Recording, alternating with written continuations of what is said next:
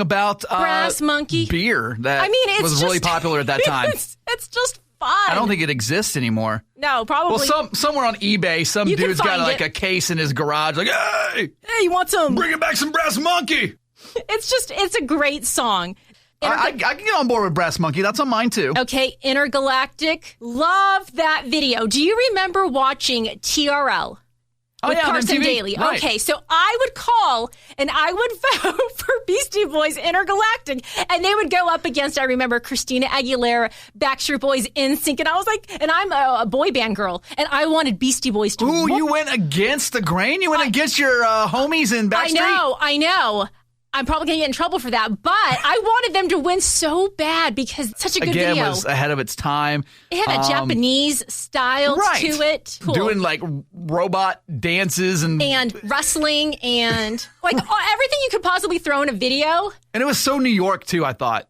Because a lot of it was done in like the subway system. And yes, and remember those outfits they were wearing? Like if we could wear those right now, we'd be in good shape. If like a hazmat suit it was and like a air traffic controller like meshed at the airport, got together and had like some weird fashion baby. And no one else would look as good as the Beastie Boys wearing that. We could go out and wear that today. We need to wear in that 2020 today. Because of coronavirus. And like nobody would say anything. They'd be like, oh, just a COVID suit. See, like it wouldn't stand out now. No. But we would need that right now. And that's, again, we were going back to the fashion. They've always been ahead of the game. The trends, of everything. They didn't care. Yeah, they did their own thing. Really love Intergalactic. That's on my list, too. Brass Monkey, Intergalactic. So we're pretty evenly matched so far. Okay. No Sleep Till Brooklyn. Yes. I just love the vibe of that song. No Sleep Till Brooklyn. And with the, was it the Van Halen hook? Oh, no. Kerry King, the guitarist for the band Slayer, played the guitar solo in the riffs. That was a great riff. No Sleep, Intergalactic, Brass Monkey. Okay, now you gotta fight for your right to party. And why that one? I mean, when I was a kid, and like I said, watching MTV, I would see that song, and I would just be glued to the screen like, who the heck are these guys? My parents were like, what are you watching? I don't know, but I just loved it.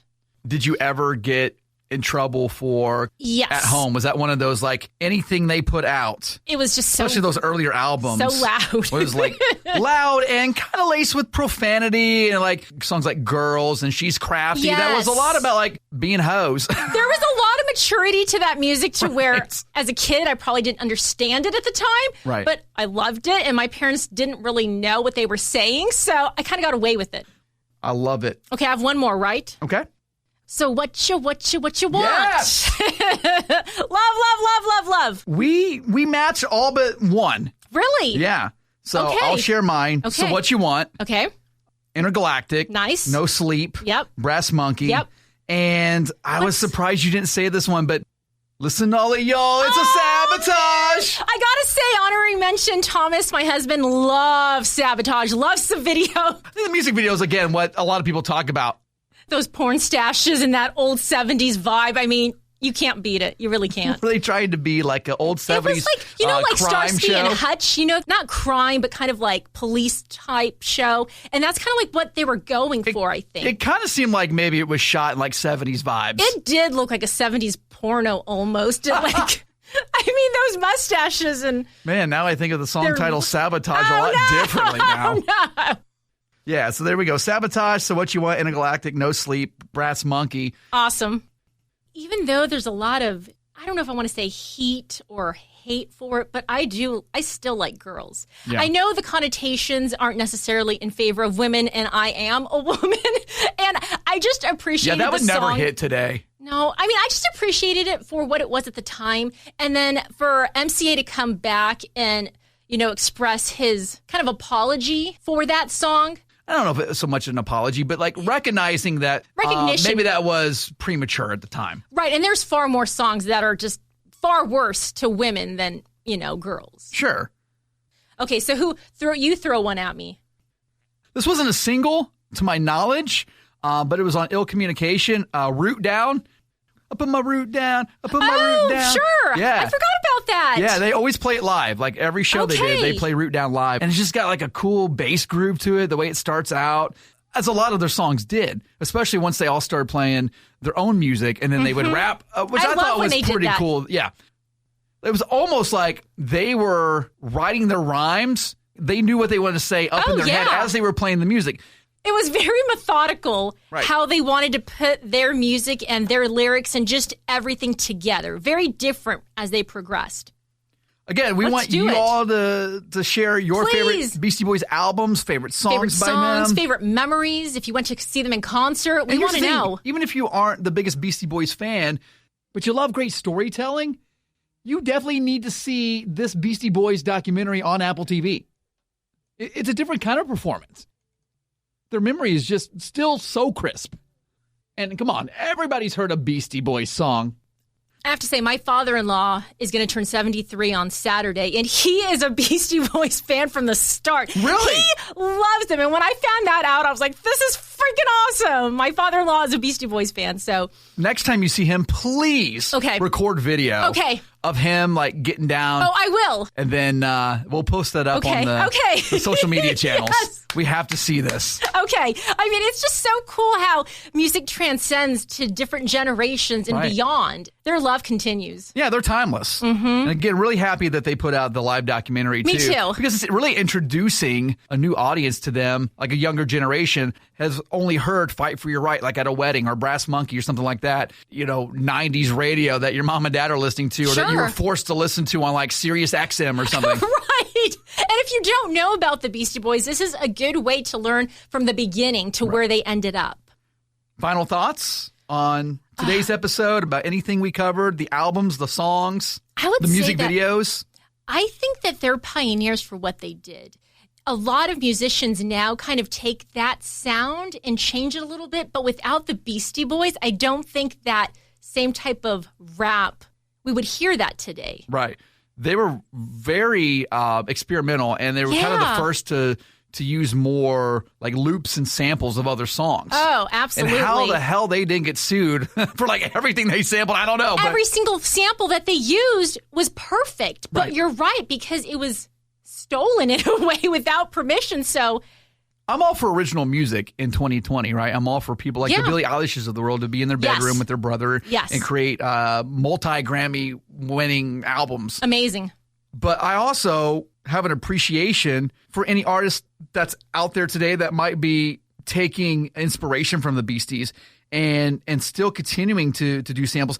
And one of the groups that, off the top of my head, the Black Eyed Peas. Oh, yeah. They kind of have that Beastie vibe where will.i.am is just a genius. He really is. So brilliant that like he can produce something and artists are taking from him and taking from his group, and they're like using hooks and samples in their music now. That's true. I like that.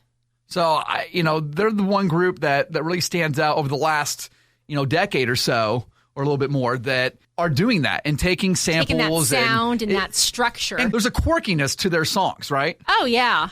It's very popish and futuristic. Yes. I don't want to say ahead of its time, maybe? Yeah. I would say ahead of its time.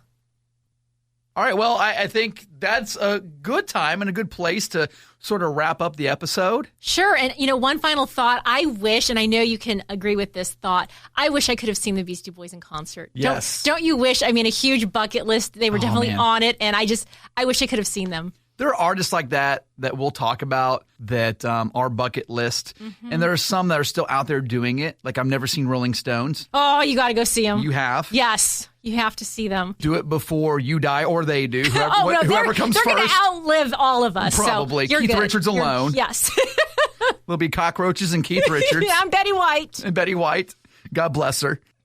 Beastie Boys is one of those groups where like I feel like I didn't get into them until a little bit later. And now like that I'm in my midlife crisis years. No, you're not. Yeah. You're not. Like I appreciate them so much more. And I just wish that I think the last tour they did was in 2008 or 2009. And then MCA passed away. Yeah. It was a type of, was it lymphomic cancer? Something like that. And the dude was hanging out with monks.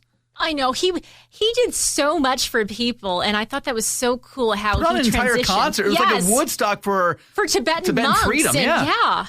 That would have been one to see. Oh, that would have been a show to be at. Because like everybody was on that show. It wasn't just Beastie Boys. I remember Rage Against the Machine, Run DMC, Blondie. And I think the Roots were even a part of it, which is really awesome because they're now the house band for The Tonight Show. Yeah. Again, I didn't get into them until a little bit later on. They sort of disappeared for a while. And then they had the resurgence of their career, like back when like Intergalactic came out and Make Some Noise and the album To the Five Boroughs came out. Yeah. And like, I think they maybe toured on that a little bit. They played some shows. Not as much as they had used to. They could do like 10 shows somewhere, and that's the tour. Sure, why not? You see them in New York would have been the place to see them. That's the place I'd love to have seen them, yes. Yeah, Madison Square Garden. Oh, yeah. Right. They sold that out a couple nights in a row. Can you imagine? But their music lives on. Absolutely. And as we wrap up here, as we like to do, at the end of each podcast. I'm terrible at this. No, you did fine last time. I'm like making up song lyrics in my head. Jeez. Again, I might get out the Google machine here and have to check for accuracy. I know. What we're talking about is our song lyric association game. If you missed this on the last episode, what we do is we give each other 3 words and we take turns and we give each other 10 seconds to recite a legit song title or lyric with that word in it. For example, we used Bruce Springsteen, Baby We Were Born to Run, and run was the word. Yes. I let you go first last time. So I'm going to give you the words this time, right? So just bring it. Child. Ooh, sweet child of mine. Ding, ding, ding, ding. Yeah, Guns N' Roses, Sweet Child of Mine. Next word. Kiss. First thing that comes to mind is your kiss is on my list. Hall & Oates. Yeah. I'll take that. Why not? I was thinking Prince, Kiss. Oh, yeah. Okay, the next one. Smile. You make me smile. Uncle Cracker? Uncle Cracker. Okay. Yes. See, you're good at this. I'm going to have brain farts on all of them. Let's give it a shot here. Okay. Let's give it a sure shot, as the Beasties would say. Okay, yes. Not so sure shot. First word is open. Open? What in the world? Let me think. Tick tock, tick tock, tick tock. Open your heart. Madonna? Yeah. Okay. Open your heart to me. Nice. That's going back, too. Woo. Madonna's my girl. You could have been like Open Arms by Journey. Oh, I love Journey. Yeah. Okay. Word number 2. I want to be nice. Should. Should have known better. And I'm going to say that is a Richard Marx song. Is that Richard Marx? Should have known better. Oh, nice. I'm old. old. Busting out the Marx. I love Richard Marx. He has got one of the best Twitter accounts out there, too. You showed me that, and I was like, woo, that's Richard Marx doing this? He gets feisty on there. I like that. That's Richard Marx getting raunchy up on social media. very funny. I never stand for it. I thought maybe you would go like The Clash, Should I Stay or Should I Go? Oh, see, I'm an 80s girl, so I automatically went to the 80s Richard Marx. But yeah, Clash for sure. Last word, black. Okay, I'm going Dierks Bentley, Black. I'm not familiar with that one. Yeah. Is it a single? Yeah. How's it go? I don't know. It's not one of my favorite songs, but you can check for accuracy. I'm doing it right now. Dierks Bentley, Black.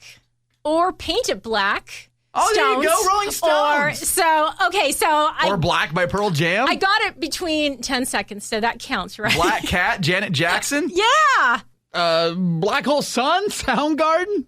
Okay. All right, so not so bad, both of us. Yeah. Woohoo. I already have a couple of words in mind for next week. No, be nice. Make them easy. Also, if whoever's listening, give us some suggestions on words or song titles or whatever.